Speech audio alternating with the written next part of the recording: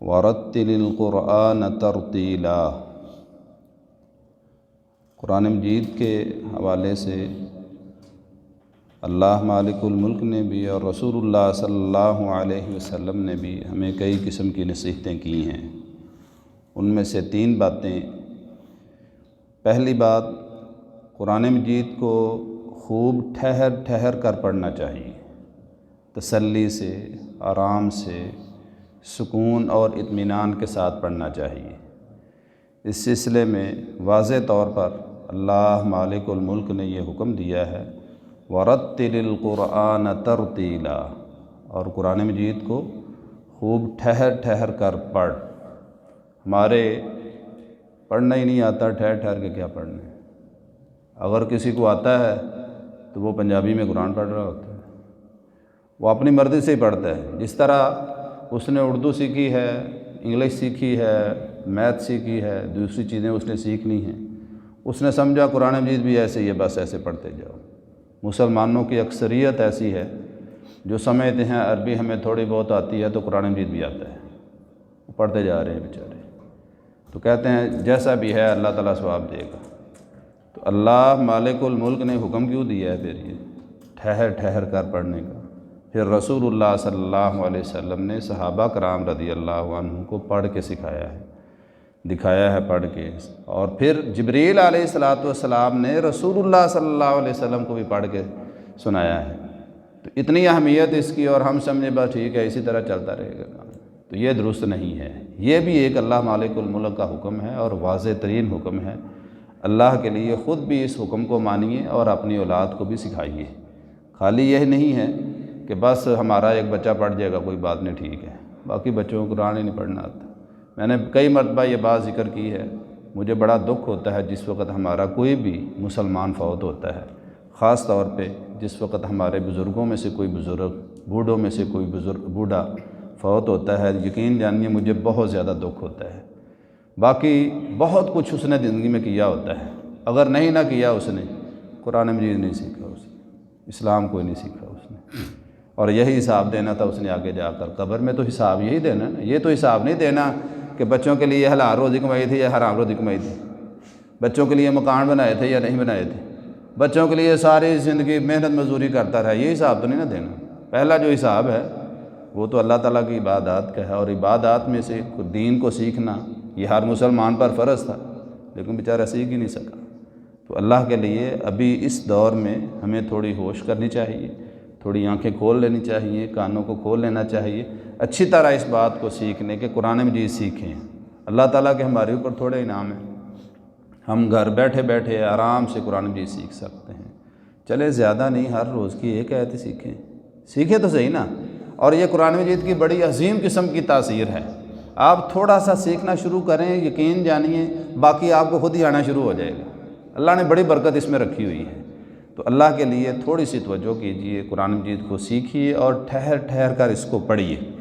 دوسری بات، اللہ مالک الملک نے قرآن مجید کے اندر ہی یہ بات ذکر کی ہے کہ قرآن مجید دنیا کی واحد کتاب ہے جس کی تلاوت سے پہلے اعوذ باللہ من الشیطان الرجیم پڑھا جاتا ہے۔ تو یہ ایسے ہی نہیں خالی اللہ نے کہہ دیا فَإِذَا قَرَأْتَ الْقُرْآنَ فَاسْتَعِذْ بِاللَّهِ مِنَ الشَّيْطَانِ الرَّجِيمِ، تو جب آپ قرآن مجید پڑھیں تو مردود شیطان سے اللہ کی پناہ طلب کریں۔ یہ اللہ تعالیٰ نے ایسے ہی نہیں کہا، اس کا مطلب یہ ہے کہ شیطان انسان کے اوپر حاوی ہوتا ہے، انسان کے اوپر شیطان حملے کرتا رہتا ہے۔ تو حتیٰ کہ قرآن مجید کی تلاوت کرتے ہوئے آپ میں سے کئی ایسے ہوں گے وہ کہتے ہیں جب عبادت کرنے لگتے ہیں پتہ نہیں کیا ہوتا ہے، نماز کا ٹائم ہوتا ہے نا، گاہک بہت سارے آ جاتے ہیں، جیسے ہی جو ہے نا وہ اٹھنے لگتا ہوں سویا ہوا، اچھا بھلا بہترین نیند پوری تھی تو پتہ نہیں کیا ہو جاتا ہے۔ یہ پتہ نہیں جو کیا ہوتا ہے نا وہ شیطان غالب آتا ہے اصل میں۔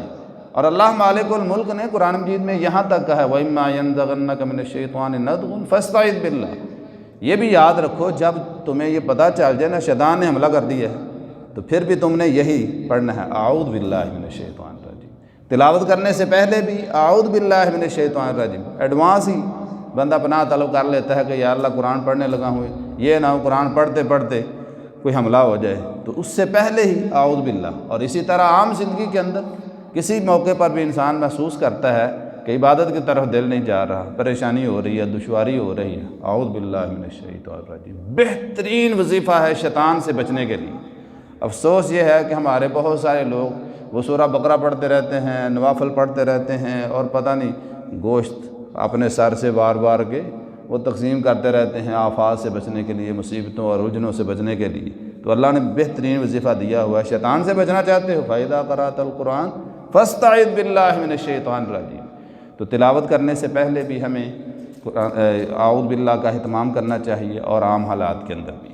اسی طرح تیسری بات جو ہے وہ رسول اللہ صلی اللہ علیہ وسلم کا فرمان ہے کہ آپ صلی اللہ علیہ وسلم نے ایسا مسلمان، ایسا ایماندار، ایسا نمازی، ایسا روزے دار جو قرآن مجید کی تلاوت بھی کرتا ہے، اس کی مثال دے کر آپ صلی اللہ علیہ وسلم سمجھایا ہے۔ چنانچہ رسول اللہ صلی اللہ علیہ وسلم نے فرمایا اس مومن کی مثال جو قرآن مجید کی تلاوت کرتا ہے سنترے کی سی ہے، مالٹا، جس کا مزہ بھی لذیذ ہوتا ہے اور جس کی خوشبو بھی بہترین ہوتی ہے۔ ہر اعتبار سے جو مومن تلاوت کرتا ہے وہ ہر اعتبار سے فائدہ مند ہی ہوتا ہے، نقصان کوئی نہیں ہے اس کا۔ تلاوت کرے گا پھر بھی اس کو فائدہ ہے، اونچی آواز سے کرے گا پھر بھی فائدہ ہے، آہستہ آواز سے کرے گا پھر بھی فائدہ ہے، دن کی گھڑیوں میں کرے گا پھر بھی فائدہ ہے، رات کی تنہائیوں میں کرے گا پھر بھی فائدہ ہے، ہر اعتبار سے فائدہ ہی فائدہ ہے۔ اس کی خوشبو بھی آئے گی، اس کی لذت بھی آئے گی۔ اور وہ مومن جو ہے تو مسلمان ہی، نماز روزہ بھی کرتا ہے لیکن قرآن مجید کی تلاوت نہیں کرتا، یہ بات ذہن میں رکھیں۔ یہ نہیں کہ قرآن مجید اس کو پڑھنا نہیں آتا، وہ معاملہ بہت خوفناک ہے۔ وہ بہت بڑی سعادت سے محروم مسلمان ہے جس نے قرآن کو پڑھنا سیکھا ہی نہیں ہے۔ یہ چونکہ ابھی یہ مضمون ذکر نہیں ہو رہا ہے اس لیے میں اس کی طرف نہیں جاؤں گا۔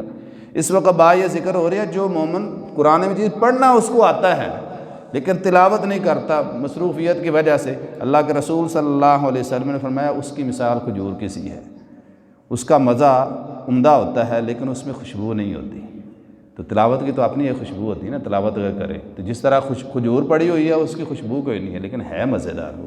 اسی طرح یہ مومن بھی مزیدار ہے جس نے قرآن سیکھا ہوا ہے، گاہے بگاہے تو تلاوت کر ہی لیتا ہوگا نا، نماز کے اندر تلاوت کر لیتا ہوگا، کبھی اکیلا بیٹھا گنگنا لیتا ہوگا، تو کبھی کبھی یہ تلاوت کر لیتا ہوگا، لیکن بہرحال یہ اس کے مقابلے میں اتنا اچھا نہیں ہے مومن۔ اور اس کے مقابلے میں آپ صلی اللہ علیہ وسلم نے کافر، فاجر اور غیر مسلم کی مثال نہیں دی بلکہ منافق کی مثال دی۔ آپ صلی اللہ علیہ وسلم نے فرمایا اور منافق کی مثال جو اندر سے کچھ ہے اور باہر سے کچھ ہے، اس کی مثال ریحانہ ایک پھول ہے اس کی طرح کی ہے۔ اس کی خوشبو تو اچھی ہوتی ہے لیکن مزہ کڑوا ہوتا ہے۔ منافق دیکھنے سے بڑا خوبصورت لگتا ہے، بڑا جو ہے نا وہ زیب و زینت اس نے اختیار کی ہوئی ہے لیکن اندر سے بے ایمان ہوتا ہے، بظاہر لوگوں کو دھوکہ دے رہا ہوتا ہے۔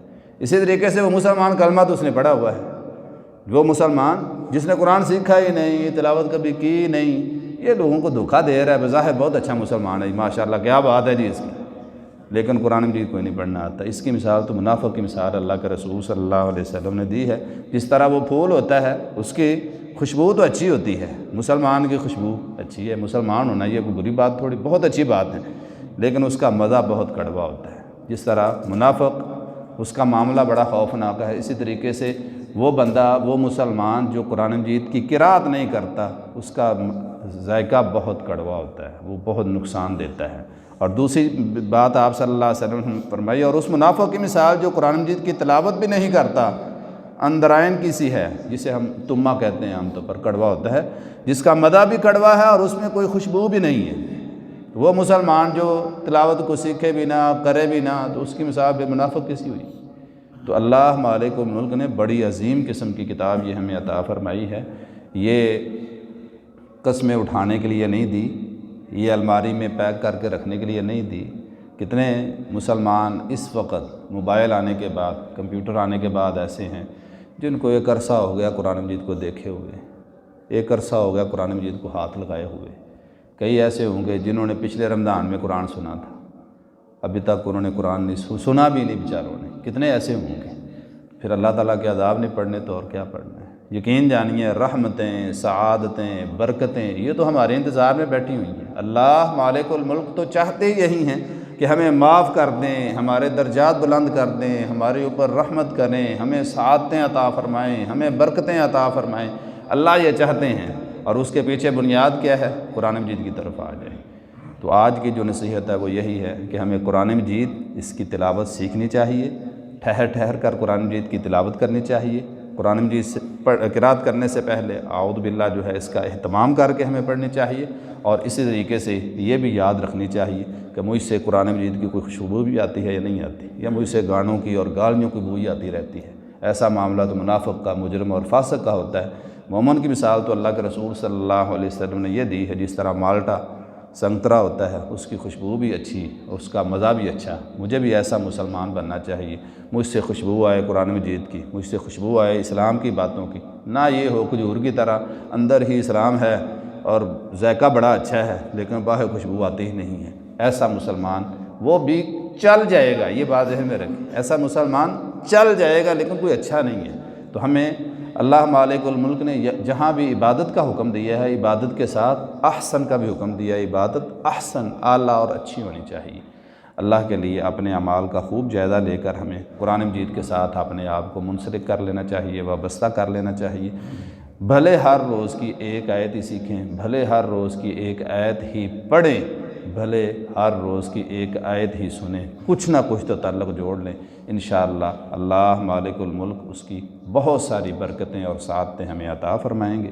اللہ تعالیٰ سے دعا ہے اللہ مالک الملک ہم سب کو قرآن کے ساتھ جو تعلق، جو محبت ہونی چاہیے وہ قائم رکھنے کی توفیق عطا فرمائے۔ اے اللہ ہمارا خاتمہ ایمان پر فرما۔ ربنا تقبل منا انک انت السمیع العلیم وتب علینا انک انت التواب الرحیم۔ سبحان ربک رب العزۃ عما یصفون وسلام علی المرسلین والحمد للہ رب العالمین۔ خزاں کی رت میں گلاب لہجہ بنا کے رکھنا کمال یہ ہے، ہوا کی ضد پہ دیا جلانا جلا کے رکھنا کمال یہ